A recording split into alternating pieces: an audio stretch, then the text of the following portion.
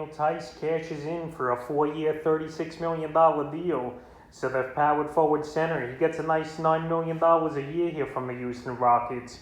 And right now that front court's going to be obviously Daniel Tice and Christian Wood going forward. So obviously the Rockets, it's going to be a rebuild year once again. And they got a boatload of draft picks in that James Harden deal. And even the Westbrook deal, they got a pick or two last offseason here. So Daniel Tice last year between Boston and the Bulls, 9.6 points a game, 5.5 rebounds, 1.7 assists, 67% from the foul line, and 54% from the field. So like I said, this is a great spot for Daniel Tice to show what he's made of and get major minutes, in my opinion, because Houston, they don't really have anyone. They lost Kelly Olynyk as well in free agency earlier in the night to the Detroit Pistons. So they signed Tice up, and he's going to be a veteran on this roster as well with a lot of young guys. So right here last season, Tice for fantasy basketball, he was a guy on and off a lot of fantasy rosters, owned at 46%. So this season I could see similar type of ownage percentages here for Tice, and I think he could take the next step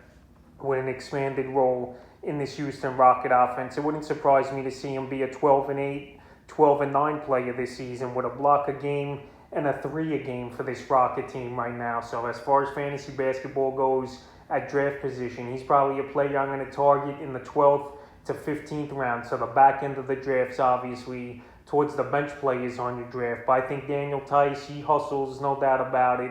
And I'm surprised the Celtics even traded him last season to the Chicago Bulls in that 4-team trade. So Daniel Tice finds a new home and lands a good contract with the Houston Rockets. And we'll see if his numbers could go up in the upcoming 2021-2022 season.